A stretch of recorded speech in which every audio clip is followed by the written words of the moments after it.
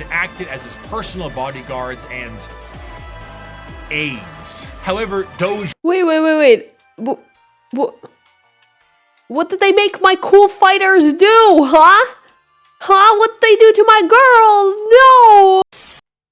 You guys know what time it is. Finally, we're looking at orcs. Let's go.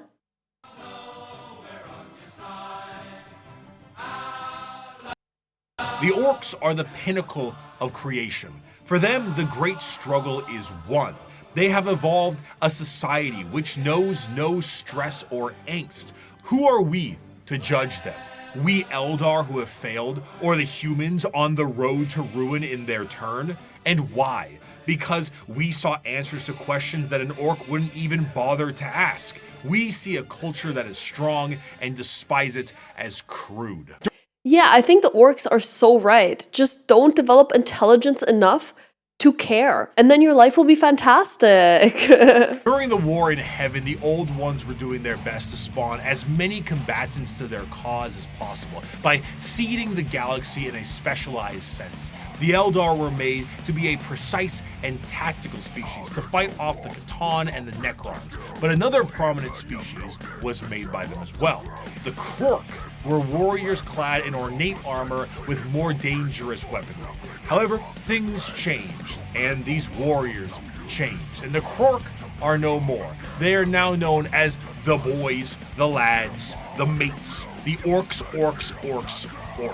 Orcs, let's go! An orc in 40k looks like an orc in most other fantasy media. Hulking, warlike monstrosities with big teeth and worse attitudes. However, unlike the more Tolkien-esque forms of these creatures, the devastating nature of the orcs is in their biology. Unlike most species in the galaxy, the orcs are actually a type of fungus. This fungus itself comes in various forms. The small goblin-like Gretchen and snotlings are a part of this fungal ecosystem as well, and also the squigs, which can be used for basically anything. But regardless of what is a part of the fungal system, all of them are born from spores that land on the ground and grow. As they travel around the galaxy, they drop spores literally everywhere, and then an orc dies, and they drop tons of fungal spores that allows for their numbers to be replenished over a period of time. Because of this, orcs are not only extremely prominent across the galaxy, but they are exceptionally resilient due to their growing cycle. Even if one orc lands on a planet, it will be nearly impossible to get rid of all of the orc presence, unless... So the orcs are basically an invasive species, and you can't get rid of them. The planet itself is completely destroyed, and even then, they might find a way to survive. Due to their fungal nature, orcs don't really stop growing, and the more long-lived an orc is, the bigger they get, and the more an orc fights, the bigger they get. Damn! Of course, since they're constantly getting into scraps, an orc's lifespan isn't necessarily that long, so the bigger orcs are harder to find. Though alongside this, however, they are a tribe-based species that is comprised of war bands, and the biggest and the strongest orc leads the war band known as the war boss. At the bottom end of the orc tribal system are the Gretchens and the Snotlings. These members act as the servants and slaves of the orcs, and sometimes their actual ammunition, despite being a bit smarter and more cunning than their bigger brethren. Because in orc culture, the biggest is the boss. The smallest gets picked on and thrown around. Yeah, I mean, fair enough, yeah. Beyond the war bands and the tribes, orcs also belong to a specific clan. Tribes constantly shatter and rebuild, but the clans do not. They are, in a sense, a psychological state of being for any given orc, and gives an orc their specific character and traits. And to make things easier, these clans are also color-coded. So that's very easy to tell what orc... How nice and convenient. Let's go.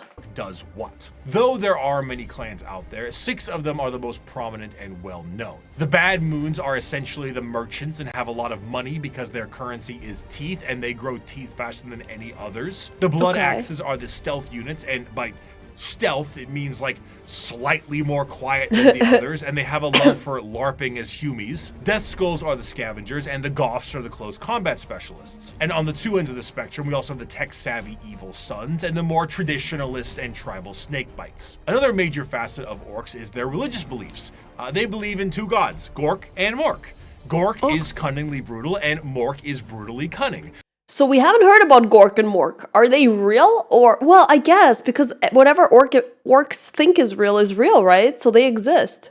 The difference between them, according to orcs, is that Mork hits you when you aren't looking, and Gork hits you when you are. There's a lot of confusion as to which one is which, and this results in a lot of infighting. In other species, this would be considered a sort of religious conflict, but for the orcs, it's just another excuse to fight. I have a quote here, but I don't really do a good orc voice. So I'm going to get my co-host of That's Ridiculous to read this one, and I'll try to lip sync it. Oh, he's more cunning in a grot and more killy than a dread. The boys that follow me can't be beat. On Pisana, we jumped the Marine boys, and our boss pose was covered in the helmets we took from the dead-ends. We burned their port and killed their bosses and left nothing but ruins behind. I'm Warlord Gezgul Mac Urukdraka, and I speak with the word of the gods. We's gonna stomp the universe flat and kill anything what fights back. We's gonna do this 'cause we're orcs, and we was made to fight and win. It's because this fucking sounds terrible. Fighting is the biggest aspect of orc culture, and is essentially their life's purpose. They are genetically hardwired to get into battles and scraps with enemies that can feel pain. The more they fight, the bigger they get. This, combined with them getting bigger over time, means that some of the biggest and baddest orcs of all time have been notably gigantic. The Beast, as he was known, was about the size of an imperial knight. If an orc runs out of other enemies to fight, they will immediately start infighting to scratch the battle itch. Theory. Planets are just orcs that grew too big. For example, in The Warp, a planet exists where a band of orcs are in a constant state of war and battle, and have been for an improbably long amount of time, strictly because how much Khorne enjoys himself watching it. For some, being trapped in a perpetual war planet for all eternity would be a fate worse than death, but to the boys, this is heaven. In the event of a particularly big battle, a massive amount of tribes and warbands will unite under what is known as the Waaagh. The concept of a Waaagh covers a few bases. The first is the group aspect of the massive green tidal wave of orcs fighting for the same cause, the cause being the second base. But the most prominent aspect of the Waaagh is the psychic aspect of it. Remember how the old ones made the Eldar and all the Eldar are psychic?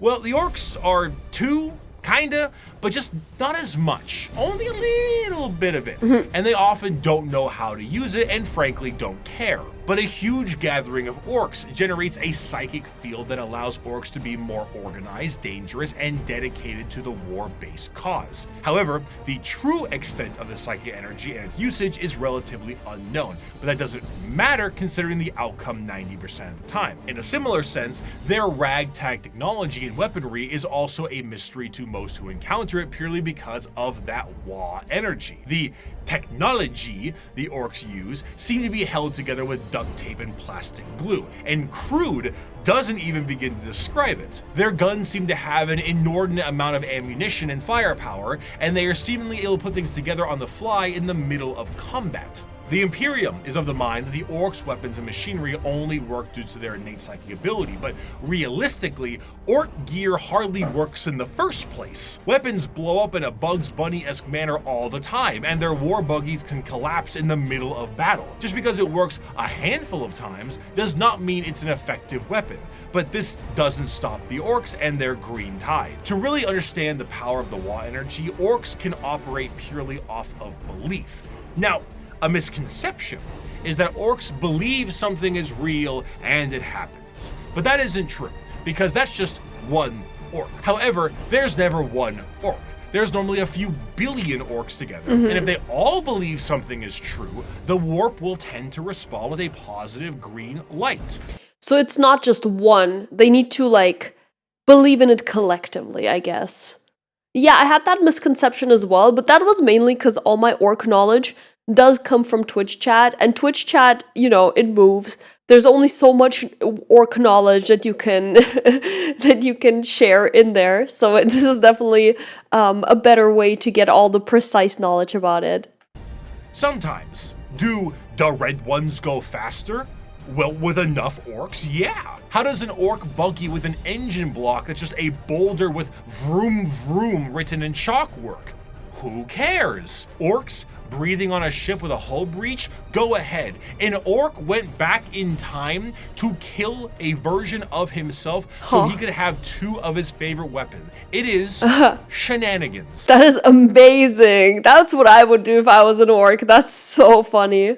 Because of their actions and aesthetic, the orcs tend to be presented in a comic relief sense in a lot of media, particularly the media from their perspective. They are bumbling and loud and goofy British football hooligans, and they say silly things and act in silly ways. But to the citizens of the Imperium, the orcs are far from funny. They are violent and irrational creatures that take humans for punching bags, slaves, or ultimately dinner. They have no moral compass and are violent and brutal killers that know nothing else. They are genetically designed to be a violent species that was capable of beating back the Necrons and the Catan. And if the orcs were ever able to unify under one banner, they would be utterly unstoppable. However, due to their aggressive nature, their organizational skills are non-existent, and they tend to just beat each other up for the fun of it. All that exists in the mind of an orc is fighting, and nothing else. If they wipe out their enemies, they will inevitably wipe themselves out as well. They are a brutal Ouroboros doomed to an endless war cycle, but to an orc, why does it matter? If they fight and they win, they win. If they fight and they die, it was a good fight. Now that the Xenos armies are growing in strength and more are threatening the safety of the Imperium, they need to bring new methods in order to handle what they are currently facing. The Emperor is on the Golden Throne. Half the Space Marines are traitor and they are beset from enemies within and without. So now the Lords on Terra must prepare for anything possible, and sometimes the impossible. For that, they take to the stars to explore and expand. They recruit assassins for priority eliminations, they train a galactic police force and a secret police to root out any and all heresy. The lesser known, yet most feared, The Agents of the Imperium. I actually have not heard of those. Also, to close out the orc chapter, so far from every single faction that we learned, I do believe that orcs must be the happiest because they're just not smart enough to care and they enjoy their lives. Like in a world like Warhammer where everyone's miserable and dies early and there's a lot of war, maybe join the ones where they're just happy to do it, you know? I think that makes sense. I carry with me an inquisitorial seal. It is a small, unassuming object contained in a neat box of Pluvian obsidian. It is a modest thing, relatively plain, adorned with a single motif and a simple motto. Yet with this little object, I can sign the death warrant of an entire world and can sign a billion souls to oblivion. Damn. Where the Imperium may see its justice dealt out by the hands of its armies and the gauntlets of its Astartes, when one needs eyes, ears, or both cut out, it looks to the agents of the Imperium. In a meta sense, these agents are a homogenized version of multiple factions from the original video 5 years ago. They comprise multiple aspects of the wide and all-encompassing armies of humanity and serve different roles. Whether it be the law enforcers of the Adeptus Arbites, the void-faring explorers of rogue traders, the invisible hand of the Assassinorum, or the hospitality of the Emperor's Inquisition, each has a part to play in the God Emperor's domain. Rogue traders are a great example of a somewhat undiscussed part of the Imperium: its nobility. While you may see the General Imperium as a totalitarian hellscape, because it is, this is to those under the boot of the nobles that run it. Rogue traders are a special kind of explorer, and their existence is extremely important to the function of the Imperium. A rogue trader is often an extremely special individual and is given the monumentally sized warrant of trade, allowing them to be given almost complete and utter freedom. Their task is simple: to chart the uncharted, learn the unlearned, and do whatever they can as an explorer and conquistador for those back on Terra. This information is, strictly speaking, invaluable. Whether a sector can be settled and colonies built, or precious rare resources exist on a floating asteroid can be mined, or a long-lost Imperial world from the Age of Strife is recovered, it's all absolutely imperative. These rogue traders are faster than any other kind of Imperial armada, and therefore chart the direction of the entire society. Because of this, rogue traders are given a substantial amount of freedom. They have a ship and a crew of specialists, and can do things that would see any normal person shot. They can barter deals and even recruit Xenos races. They can explore areas strictly prohibited, and they can earn a vast amount of wealth and riches in doing so. It sounds like rogue traders would be a really interesting base for like good stories in the universe. I assume there probably is a couple, right?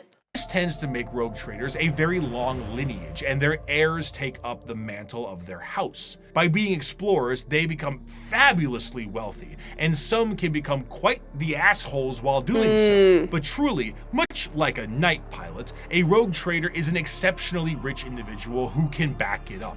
They are master swordsmen, explorers, merchants, settlers, diplomats, and everything in between. They chart a course, and they set the grounds, which means they will need someone to defend them, and the prime choice for that can be the Adeptus Arbites. Now, the Arbites are cops, Judge Dredd style cops, as their inspiration clearly shows. Each planet will have their own members of local law enforcement, and most of them will settle many of the issues there and then. But when something requires a far more in-depth peacekeeping force, the Adeptus Arbites are brought in. Think local police versus the FBI. Why is that policeman wearing a McDonald's logo? What? Arbitrators in the Arbites tend to focus heavily on stopping crime before it can become too much of a threat. A criminal gang or heretical uprising can be subdued quickly and efficiently by utilizing them and dealing with soon-to-be criminals, as they put it. They will tap into communications, create spy networks, do interrogations and sabotage, anything that helps the good of the Imperium and the law they seek to preserve. The Code of the Arbites is laid out entirely via the Book of Judgment, a gigantic library of pages showing every single law from every single High Lord of Terra in the history of the Imperium. Because the Imperium is so vast, hundreds of laws are added every single day, and the library continues to grow with more and more laws and judgments. While Arbites themselves carry a small version called the Book of Law on their person, this does end up creating a system where the unjustly prosecuted will never escape their prisons. If an innocent is wrongly convicted, any form of legal counsel will need to go through the Book of Judgment to help get you out. Often these prisoners require hundreds of years of litigation, in which they will eventually expire before they can be deemed wrongly convicted. Innocence is irrelevant. You have been judged guilty of transgressing the Lex Imperialis. Do not compound your guilt by evading punishment, as there are greater crimes, so are there greater sentences. Of course, should something go out of the hands of the Adeptus Arbites, there is always the silent hand of the Officio Assassinorum to take their place. Naturally, the Imperium has assassins, and these assassins are sent to dispatch important figures that would not normally be handled by simply sending waves and waves of guardsmen at it. The Assassinorum is headed by the Grand Master of the Assassinorum, who is a High Lord of Terra and perhaps the shadiest individual in the entire galaxy. At his disposal are multiple types of assassins that all specialize in various things. Their training is extreme and absurd. Aspirant children are often subjected to Hunger Games style combat with each other on the ride over to the temple. Then you get low gravity, high pressure, traps, horrendous physical and mental strain, and everything in between. Then their minds are wiped completely and the real fun begins. An Imperial assassin is nothing to mess around with. They are some of the fastest moving and hardest hitting things the Imperium has at hand, and can go toe to toe with Space Marines depending on which temple they are wow. from. Some, like the Vindicares, are master snipers who lie in wait for weeks, days, or even months just to get the perfect headshot from 5 kilometers away and disappear. The Calidus Temple are masters of shape-shifting and take a drug that allows them to transmute their body into whatever they see fit. Interesting. A confidant of a target may be killed and they will take their place before killing their target outright. Or they could shift into a member of a Chaos Warband with symbols and flesh and all that to earn the trust of a cult leader before slitting their throat. The Caluxus assassin is a psychic blank, a soulless mutation, making them appear as uneasy to normal humans and downright disgusting to psychers. When a powerful psyker is causing issues, this is who you send. Their specialized helmet enhances their already latent powers and will allow them to all but drain the souls from those they touch and their very body. Damn. It is an extreme weapon used when a direct form of pressure must be applied to an otherwise untouchable psyker. Now, if you need a direct pressure in a more literal way, the Eversor is for you. A drugged up comatose psychopath that is directly dropped on enemy lines and allowed to wreak havoc, killing anything and everything it sees in a blaze of movement and blood before it inevitably dies and causes a plasma explosion on its demise. There are other temples as well, the Vanus Temple acting as sort of like a cyber hacker, the Venomim Temple specializing in poisons, but all in all, assassins move with their skin-tight body gloves with a speed unmatched and force unexpected. So far, the assassins that sounded the coolest to me were definitely the shapeshifter ones because the possibilities are just pretty much endless. Like, it's really interesting. Hi guys, if you're enjoying this video, don't forget to like and subscribe. Thank you! One of the best assassin novels puts a Vindicator Calidus and Vanus to infiltrate a night world, kill the High Monarch of the Night, who is permanently stuck in his giant robot knight, install a new ruler in his stead, and make sure nobody knows the Imperium did it. Their missions are insanity, and their tasks impossible, and they do it anyway. Thus is the power the Assassinorum wields. I'll check out this book. We do not determine the guilty, we do not decide the punishment. We are merely the cold instrument of the Emperor's vengeance. There is no form of death unknown to us. There is no form of terror beyond our means. There is no enemy outside our reach. We are the blade that hovers over the throat of the traitor. We are the bullet that awaits the heretic's skull. We are the poison in the throat of the alien. However, despite the prowess of the traitors, the police, and the assassins, there is one that stands above all. As the Imperium settled into its post-Emperor world, they needed a force to root out corruption wherever it could be found. But they needed specialized individuals who could do so. Men and women who would serve as detective and executioner. This new secret police would have unlimited authority, and they would be known as the Inquisition. Inquisitors of the Inquisition are one of the most feared individuals in all of the galaxy for the common members of humanity. Trained in the most difficult of conditions and mental hardening, they have long closed their minds to the compassions of those they deem guilty. Inquisitors are, for the most part, detectives, but they are detectives whose authority is unmatched and actions justified by the state itself, similar to the KGB, the Gestapo, the Stasi, the OVRA, but unlike those organizations, the Inquisition has far more authority and is one of the only types of individuals who can commit exterminatus, the term used for the utter and total destruction of a planet that is no longer deemed usable by the Imperium. Damn. While it is a very exciting word and a commonly notable thing done in Warhammer, exterminatus is not actually used particularly often. Well, yeah. Exterminating an entire planet does seem a little bit extreme. It feels like you need good reasons for that, right? It's a last resort entirely meant to stop the enemy from gaining a major foothold or spread even more corruption. Even with 1 million worlds, the wholesale slaughter of an entire planet is still a massive blow to the Imperium. Inquisitors range quite a bit, not just in how they operate, but also in their personalities. They are often main characters for a large amount of books, as detective noir is a great genre, and they can be the most stone-cold killer or a pragmatic and sympathetic individual depending on who they are. Radical Inquisitors may utilize methods unlike most of the Imperium, such as alien tech or even demon hosts, where Puritans stick closer to the methods of the religious state and shun any deviations. They also specialize in various aspects, as the Inquisition has orders or ordos, such as Xenos for aliens, Malleus for demons, and Hereticus for, you guessed it. Truly, if you are a normal citizen of the Imperium, a person flashing an inquisitorial rosette in front of you may be one of the most terrifying moments of your entire life. It is the same as an FBI badge or a KGB member, except now you're in Warhammer. So, their authority and tools are infinite. Agents of the Imperium are vast and offer a ton of different concepts to the world of Warhammer, and they continue to expand as the Emperor's descent into the Golden Throne has lasting effects on humanity. As time progressed, a few people seeing the Emperor as a deity made their voices louder, and over a few thousand years, worship of the Emperor was not only considered expected, but state mandated. This church will be known as the Ecclesiarchy, and there were many who would look to the cardinal position and make desperate grabs at their power, leaving horrid effects on the populace. The Age of Apostasy was a time of reformation in the Imperium that saw its eventual change into an overtly religious empire. During this time, an all-female warrior cult to the Emperor called the Daughters of the Emperor were a bit more isolated from the wider Imperium.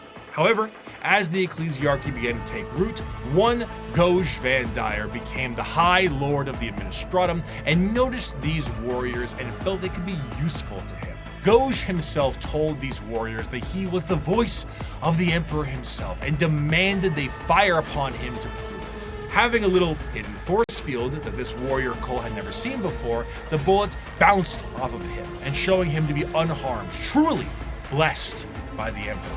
This cult became known as the Brides of the Emperor and acted as his personal bodyguards and aides. However, Doge... Wait. What did they make my cool fighters do, huh? What'd they do to my girls? No! Van Dyer was a tyrant, and his horrendous reign spelled ruination for the wider Imperium, which made the Adeptus Custodes take notice. Despite an outright coup and revolt against him, the deadlock was getting steep as the Brides of the Emperor's fierce combat skills kept him safe. One custodian made contact with the leader of the Brides and brought her into the throne room of the Emperor himself. Nobody knows what transpired in that room, save for Alicia Dominica, the custodian, and the Emperor himself. However, she left the room with her hair bleached pure white from the interaction, marched her battle brides directly to Van Dyer himself and said, "You have committed the ultimate heresy. Not only have you turned your back on the Emperor and stepped from his light, you have profaned his name and almost destroyed everything he has striven to build. You have perverted and twisted the path he has laid for mankind to tread. As your decrees have stated, there can be no mercy for such a crime, no pity for such a criminal. I renounce your lordship. You walk in the darkness and cannot be allowed to live. Your sentence has been long overdue, and it is now time for you to die." Let's go! Seek revenge on that asshole! Let's go! Despite not having any time to die, Doge Van Dyer found some time to do so. With his head lopped clean from his body, the Brides of the Emperor were no more, and the Ecclesiarchy signed a document to stop Van Dyer's reign from happening again. They would no longer be allowed to have men under arms. Men. Under arms? Adepta Sororitas. I'm sorry, I don't know what underarm means.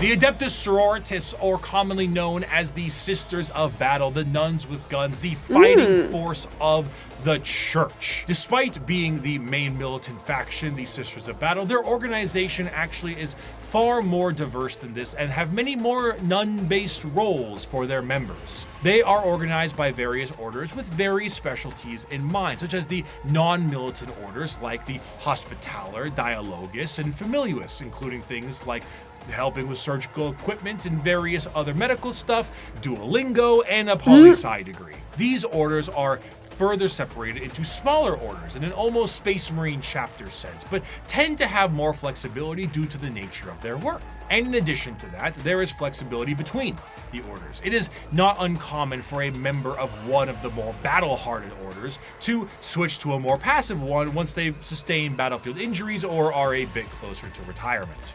As mentioned before, the Sisters of Battle are a part of their own separate organization, the Order's Militant, and feature the highest number of any given system. They are the official fighting force of the Ecclesiarchy, and they specialize in wars of faith. Unlike the deployment of Astartes and Guardsmen, the Sisters of Battle are often deployed with members of the Inquisitorial Ordo Hereticus due to the holy war nature of their battles. The Sisters of Battle are suited up with their own form of specialized power armor that gives them almost like a Joan of Arc vibe to the battlefield. Though lacking the more extreme modifications of a Space Marine's power armor, mainly to the fact that Sisters are, for the most part, regular humans, the power armor of a Sister of Battle almost matches the defensive power of an Astartes, but with added flexibility and versatility in exchange for strength. Some of the patterns of armor do allow for the enhancing of genetics, but this is far from the norm. This, combined with an arsenal of tanks and vehicles that have literal church organ rocket launchers on them, really brings across the holy war vibe. Okay, that's kind of sick though. They're really sticking with the theme. I love it. Gothic manner. Accompanying a Sister of Battle in the fields of war is the holy trinity of weaponry: the bolter, the flamer, and the melta. With such a simple loadout, the Sisters of Battle are able to bring down the glorious flames of the Emperor himself, and his holy light shines on them in other ways during a conflict. Hell, even their jump packs evoke angelic imagery as opposed to the more clunky jetpacks ones that Space Marines have. In times of great turmoil or impossibility, a living saint of the sororitas itself might appear on the battlefield surrounded by a litany of doves and cherubs, an almost comical scene of holy glory followed by literal hellfire. The Sisters are a fascinating organization because they take what is normally seen as a benevolent force and turn it on its head to be a horrifying method of war. Because the Sisters are so zealous, they are nigh impossible to persuade and almost never fall to chaos. In fact, any deviation from the Imperial faith may see you killed outright as you are deemed a heretic, and sometimes Sisters have even less patience than the Inquisition does. To the Adeptus Sororitas, no punishment is too extreme for blasphemy and heretical behavior. Damn. Whether it's lobotomizing traitors to use as shock troops or attaching them physically to agonizing pain engines so they can die for the Emperor, anything goes. The most fascinating part of the Sisters, however, is their faith. We discussed how orcs often make things happen through belief because of their sheer number of them.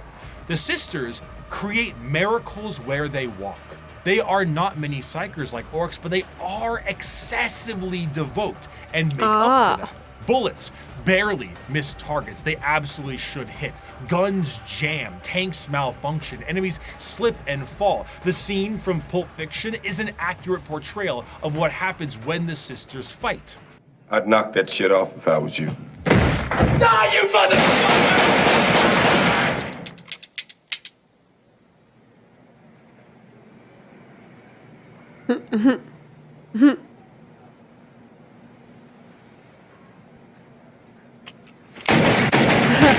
One of the most prominent figures is the Triumph of St. Catherine, a literal open casket with the saint of a Sister's order held aloft by lobotomized servant cherubs and protected by bodyguards of the faithful.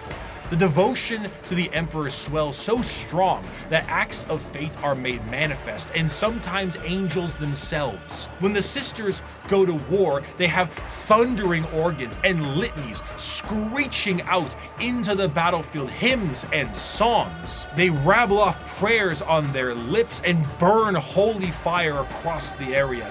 They spray holy water down from horns atop their vehicles. It is a genuine holy war, a procession of death. Saint Celestine is an undying deity, arriving precisely where she is needed and returning to the fold after each death. When she dies, she sees a crying young girl atop a mountain of bones.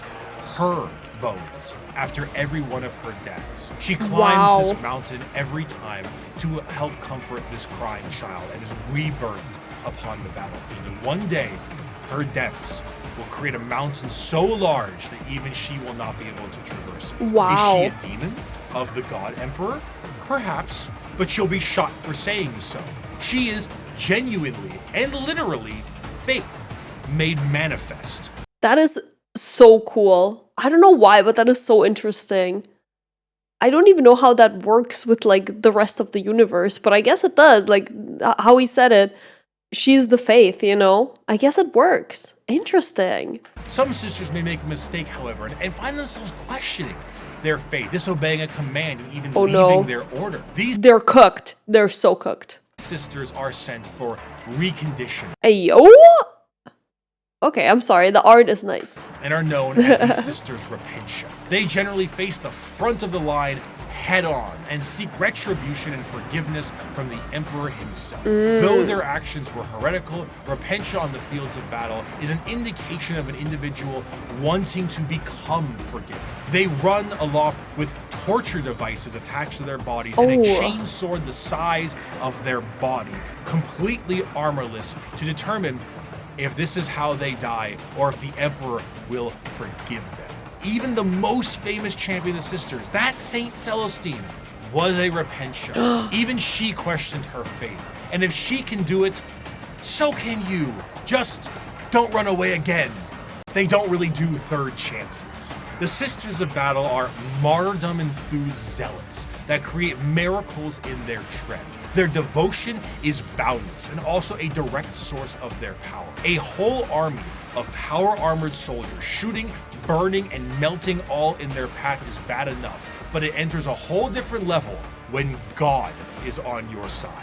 By bolter shell, flamer burst, and melta blast, the mutant, the heretic, and the traitor alike are cleansed of their sin of existence. So has it been for 5 millennia, so shall it be until the end of time.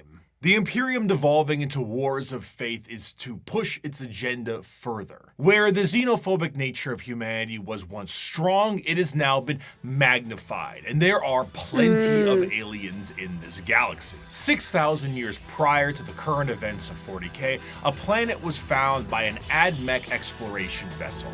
The life forms on the planet were seen using tools, but they were still very primitive, so the planet was marked for destruction to pave the way for the Imperial war machine. However, this was thrown off because of an extreme warp storm and that whole Doge Van Dyer thing. Flash forward to modern day, and an unknown but highly advanced vessel was shot down near an Imperial mining world, and the bodies on this vessel matched those life forms found on that primitive world. The native creatures on that planet were able to evolve rapidly due to them being unobstructed, and their highly advanced gear posed a new threat to the Imperium. Advancing over these years with a remarkable speed, these are the new upstarts in the galaxy, looking to make a name for themselves, all in the name of the greater good. These are the Tau Empire. Yay! Okay, I think I will stop here for today, but continue this next week. I'm really glad I learned about the orcs, and the Sisters of Battle were really interesting as well. I will say, so far, I still think the orcs are the coolest, and they seem to just be enjoying their lives, which I appreciate, you know. While the Sisters of Battle can also create miracles, it feels like they would have more emotions that can also be negative, because they're more intelligent, you know. So I'd rather be an orc. So far, I identify as an orc in Warhammer. Thank you so much for watching, and I'll see you next week for the third part of this video. Yay!